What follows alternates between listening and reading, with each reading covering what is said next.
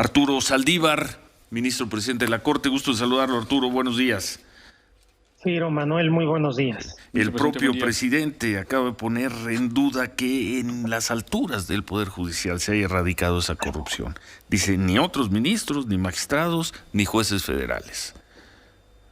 No, yo creo que estamos hablando de cosas distintas. Lo que yo dije es que se ha acabado en el Poder Judicial la corrupción institucionalizada, tolerada, auspiciada y promovida desde arriba. Sí. Las redes clientelares de poder, de corrupción que había dentro y fuera del Poder Judicial ya están desarticuladas.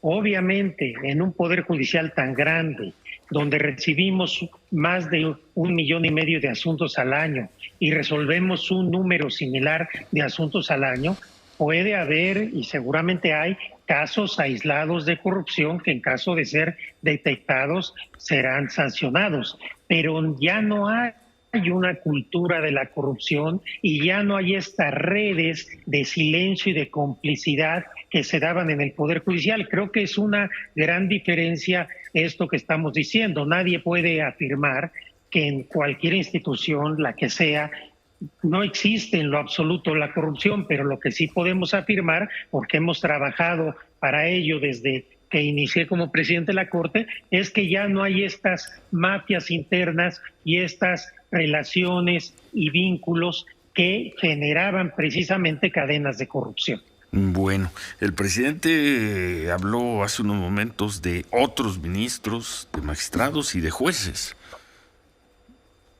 Yo no puedo referirme a nadie en lo particular, simplemente lo que digo ahora es lo mismo que manifesté ayer. Puede haber y seguramente hay casos aislados de corrupción, pero ya no hay una corrupción avalada, institucionalizada, promovida desde arriba, como sí sucedía lamentablemente en el Poder Judicial Federal.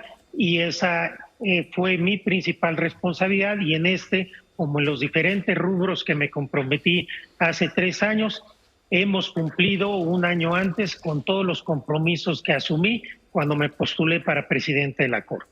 ¿Qué tan protegida sentiría hoy o qué tan protegido sentiría hoy a magistrados, a jueces? De la otra forma, pues si no de corrupción, de presión o intimidación de poderosos grupos delincuenciales criminales, sean factureros, sean grupos violentos, Arturo. Porque una cosa es la corrupción y otra es qué protección tiene hoy. A ver, aquí estamos hablando de dos cosas distintas. Sí. Una es la presión que se puede dar desde el punto de vista político o económico de factores de poder, y en este sentido las juezas y jueces federales están actuando con total independencia. Lo que ahí estamos haciendo y seguiremos haciendo es garantizarles que pueden resolver con plena libertad sin que vayan a ser sancionados o perseguidos o afectados por fallar en un sentido o en otro. ¿Cómo se los garantiza, presidente? Distinto. ¿Cómo se lo garantiza? ¿Perdón? ¿Cómo le garantiza esa seguridad a un juez? Como lo hemos hecho estos 3 años. No se ha sancionado y no se ha perseguido absolutamente a ningún juez o jueza por sus decisiones jurisdiccionales. Se le garantiza acreditando con los hechos que se respete su independencia. Y por lo que hace a las presiones externas, a las presiones de grupos criminales. Este es otro tema, por eso decía yo que son dos aspectos. Sí. El tema de los grupos del crimen organizado sí es un tema muy distinto, muy delicado. Estamos tratando de brindar toda la protección y la seguridad a nuestras juezas y jueces. Creo que merecerían un reconocimiento especial de la sociedad porque trabajan con una enorme vocación y arriesgando su vida, su integridad todos los días. Estamos tratando en la medida de lo posible, y quiero decir que aquí hemos contado con todo el apoyo del Poder Ejecutivo, de dar las mayores garantías de seguridad a la integridad de los jueces y juezas en este tipo de asuntos, pero estos temas sí se cuecen aparte. Una cosa es la garantía de la independencia que nosotros damos hacia presiones de grupos de poder, de grupos económicos, de grupos políticos, y otra es aquella que deriva del riesgo a la seguridad por estos grupos que ciertamente han adquirido un potencial muy importante. Manuel. Ministro, presidente, preguntarle, por ejemplo, ¿cuál es el criterio que están utilizando y que forma parte de lo que son las nuevas consideraciones que usted planteó como Poder Judicial para atraer casos relevantes al Pleno? Por ejemplo, el caso del amparo, en el caso del fiscal Gertz en contra de la familia de quien fuera su hermano, el señor Federico Gertz, han ganado un amparo en primera instancia y entiendo bien, usted lo jala a la sala superior para ser analizado. ¿Cuál es el criterio para jalar ese tipo de cosas? ¿Es el fiscal? ¿Es lo delicado del tema? ¿Es enfriarlo? ¿Qué es? A ver, primero, en general, el criterio que tienen las salas y el Pleno para traer asuntos son asuntos que pueden revestir en ocasiones una complejidad o un interés constitucional, en otras ocasiones cuando se advierte que se está cometiendo una injusticia, en otras puede ser un tema con una relevancia social o política. Y aquí hay que ser muy claro, yo no fui el que atraje el asunto lo atrae el Pleno de la Suprema Corte con una votación calificada de 8 ministras y ministros. Esto es muy importante. ¿Por qué se atrae este asunto en particular?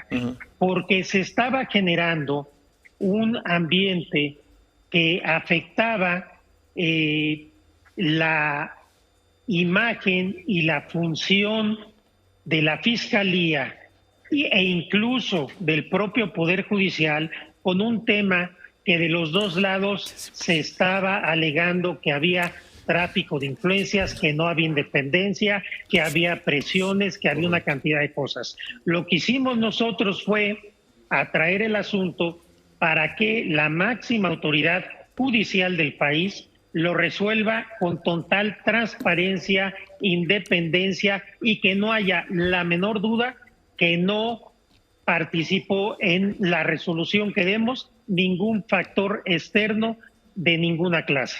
Es dar garantía, claridad a este asunto para bien de todas las partes interesadas. Incluso si fuera en contra del propio fiscal. Puede ser en contra del propio fiscal, eso ya lo decidiremos las ministras y ministros cuando estudiemos el asunto, lo que hasta este momento no hemos hecho porque el asunto acaba de llegar a la Corte. Bueno, pues muchas gracias Arturo. Podríamos platicar largo sobre los pendientes de la Corte. Tenemos varias preguntas más, pero tenemos que ir a una pausa. ¿Nos esperarías un par de minutos nada más para tocar tema de los temas postergados ahí en la Corte? Volvemos en un momento con el ministro Saldívar. Gracias, Arturo. Cerramos esta conversación con un tema. Ayer leo el primer párrafo de lo que publicó en su primera plana el periódico Reforma, previo a su informe. Dijo: la Suprema Corte de Justicia cerrará el año sin resolver y ni siquiera agendar la resolución de impugnaciones a las principales políticas que impulsa el gobierno federal, como la militarización de la seguridad pública o la extinción de fideicomisos. Los pendientes, los muchos pendientes de resolver por la Suprema Corte, Arturo. Ciro, qué bueno que me hace esta pregunta porque se ha venido repitiendo de manera reiterada.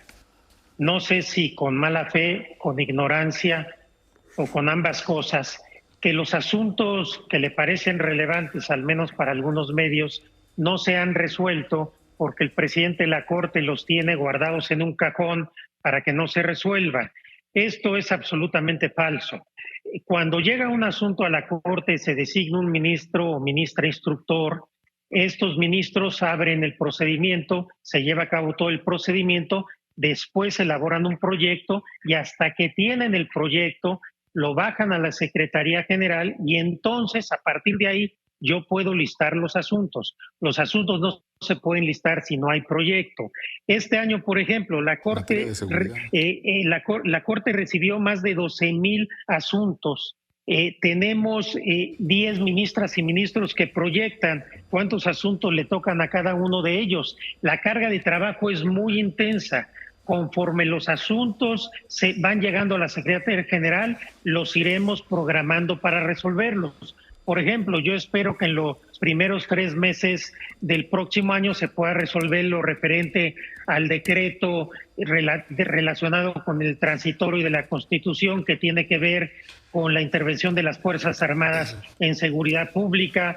Tenemos Guardia Nacional también, que ya se va a ver, sí, que se va a resolver relativo al Código de Justicia Militar, etcétera. Pero para que los asuntos se puedan listar, tiene que haber proyectos. Y yo estoy seguro que las ministras y ministros no están no queriendo resolver estos asuntos, sino tienen una gran cantidad de trabajo y estos asuntos son particularmente relevantes, complicados. Y nosotros lo que estamos haciendo es resolver de la mejor manera el mayor número de casos que podemos. En lo más mínimo hay esta intencionalidad política, mucho menos de mí, porque ni podría publicar, reitero, asuntos o listarlos si no hay proyectos. Esta campaña de desprestigio, que es muy espectacular, la verdad sí obedece ya a una estrategia de muy mala fe, porque no puedo pensar que después de 3 años no haya nadie que les haya explicado cómo funcionan los turnos para listar los asuntos en la Corte. Una estrategia para debilitarlo usted, para debilitar a la Corte, para crear confusión. ¿Una estrategia de qué?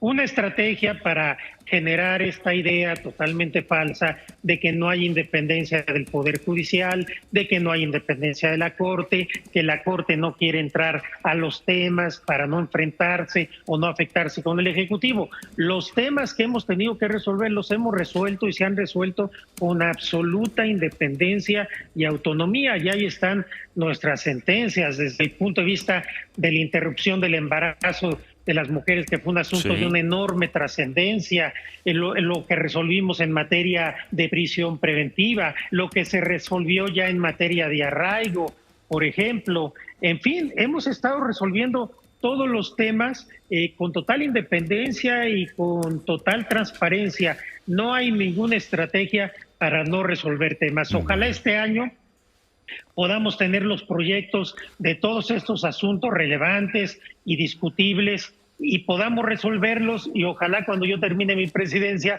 todos estos asuntos hayan sido ya votados por el Pleno de la Corte. Y nos decía que quizá en los primeros 3 meses del próximo año, quizá se resuelva ley de seguridad pública, ley de Guardia Nacional. No, sobre todo la cuestión del decreto para la utilización de las Fuerzas Armadas en seguridad pública, que fue un proyecto que se presentó en la primera sala y la primera sala decidió subirlo al Pleno. Los otros ministros que no integramos la primera sala apenas nos vamos a imponer del proyecto. Bien. Y seguramente lo resolveremos en el primer trimestre del próximo año. Pues estaremos pendientes y ojalá podamos mantener la conversación como lo hicimos en distintos momentos de este año. Muchas gracias siempre, Arturo. Muchas gracias. Cuando ustedes quieran, Ciro, con mucho gusto. Gracias a ustedes. Felices fiestas. Un abrazo. Gracias Arturo Saldívar, el presidente de la Corte. Manuel.